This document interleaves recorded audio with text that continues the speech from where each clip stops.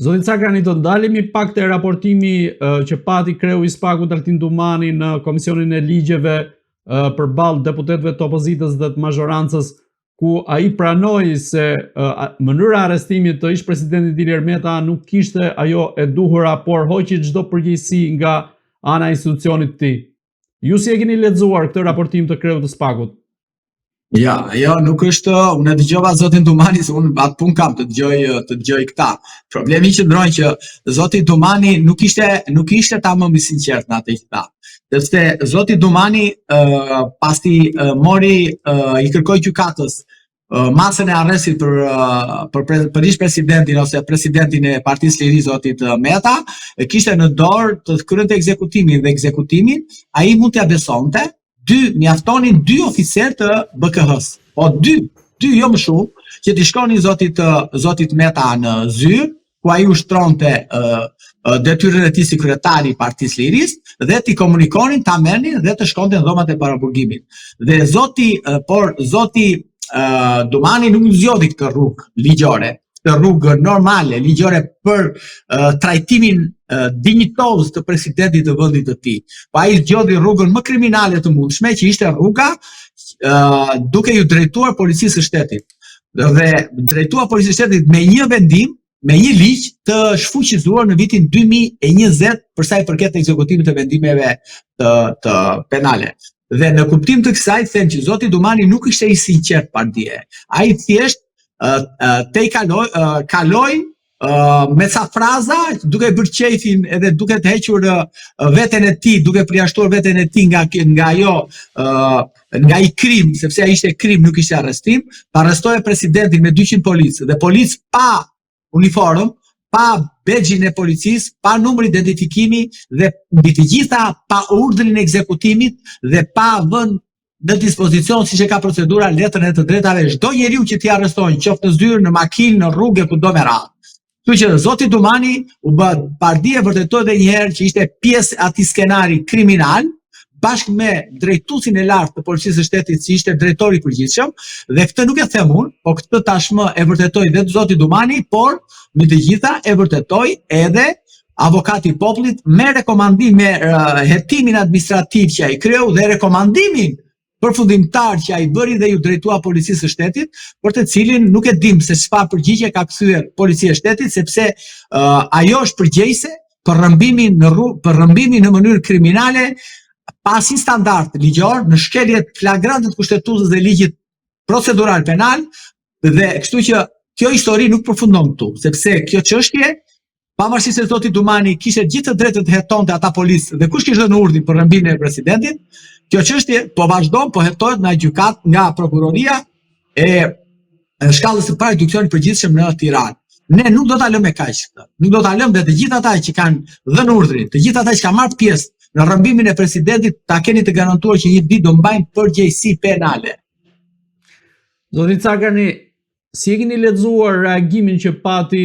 kreu i SPAK-ut Altin Dumani kur u pyet nëse e ka atakuar ish agentin e FBI-s Charles Megonigal? Unë nuk mundet të flas, nuk mundet të jap një mendim të ligjor ose detajuar të profesional, sepse kjo është gjithmonë në kuadrin e akuzave që ka bërë opozita, më saktë Partia Demokratike dhe disa eksponentë të saj. Dhe unë nuk jam i bindur nëse zoti Dumani e ka takuar Megonigal apo jo. Por nëse mund ta jap si opinion, nëse zoti Dumani e ka takuar Megonigal dhe ai po e fsheh këtë takim, edhe mund ta takonte se ishte ndonjë herezi, ai atëherë nuk ishte i dënuar, atëherë s'kishte probleme me drejtsinë dhe ai nuk ishte ndonjë person në kërkim për terrorizëm dhe takoi zotin Dumani. Dhe ta kishte takuar, s'është një çudi e madhe. Por nëse zoti Dumani e ka takuar dhe vazhdon ta fsheh dhe këmbgulte kjo, duke thënë që nuk e kam takuar, por në fakt e ka takuar, mendoj se zoti Dumani po kryen një mashtrim publik, por gjithsesi do t'ja lëm kohës që të verifikohet, sepse po nuk u bë një hetim i thelluar, po nuk u pyetën personat, po nuk u pyet vetë po deshet ju Megonigal atje ku është duke vuajtur dënimin në Shtetet e Bashkuara, që ta konfirmoj, është shumë e vështirë që ne tani të dalim të flasim për një gjë të cilën nuk e dim nëse është e vërtetë apo jo. Çfarë po ndodh konkretisht me këtë dosje nga ana e SPAK-ut, duke qenë se në Shtetet Bashkuara të Amerikës ajo u rihap sa i përket ish agentit të FBI-s Charles McGonigal, ndërkohë në SPAK ende nuk ka, po themi, një vimësi të hetimeve, të paktën nga ajo që deklaroi dhe Dumani, që pra nuk dha shumë detaje sa i përket kësaj dosje. Shiko, ajo dosje është rihapur në Shtetet e Bashkuara për një arsye sepse ka patur, është bërë në lëvizje nga Departamenti i Drejtësisë për faktin se aty nuk ishte vetëm thjesht zoti Rama i përfshirë apo një ish zyrtar i lartë i shërbimit sekret shqiptar. E kam fjalën këtu për zotin Eza. Problemi i madh i amerikanëve, pra i drejtësisë amerikanëve, autoriteteve në tërësi amerikane, ka qenë fakti sepse në atë dosje ka patur emra, ka patur edhe kinez. Pra ka patur edhe biznesmen kinez, ka patur edhe një oligark rus që është Deripaska, mos t'ja gaboj emrin, dhe Dorian Dushka, një njeri afërt i kryeministrit të Shqipërisë. Pra, duke qenë, por problemi qëndron që flitet, unë nuk e di nëse është e vërtet, sepse tashmë dosja është arkivuar, ka qenë përfshirë edhe djali i presidentit të SBA-ve, Hayden Biden, pra djali i presidentit SBA-ve, dhe kjo ka qenë një arsye që edhe vetë zoti Biden, kur përpara se të lindte mandatin, bëri një, duke bazuar edhe te amendamenti që ja lejonte atij, që bëri një falje për disa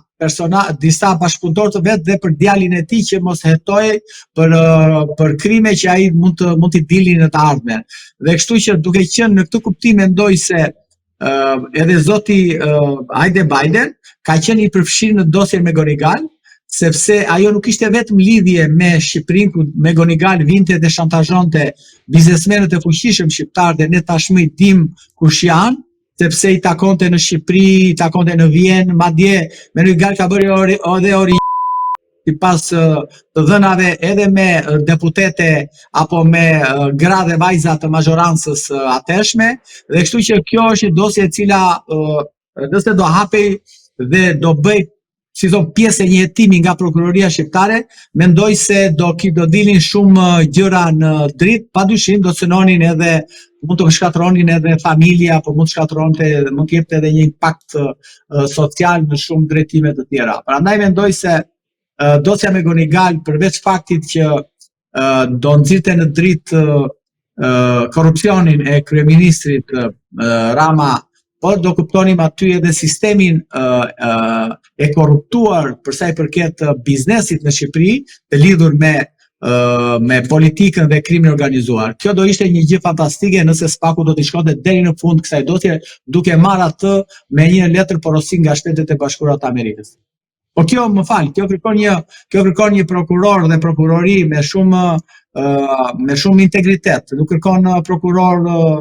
plebej, nuk ka asnjë mundësi që ta bëjnë dot. Problemi është që ajo kërkon një prokuror me një spesor të lartë moral, padyshim edhe integritet, dhe një njeri i cili nuk presionohet nga klane mafioze ose nga politika. Kështu që një prokuror i tillë vetëm mund ta bënte. Këta unë jeni të bindur që nuk e bëjnë dot.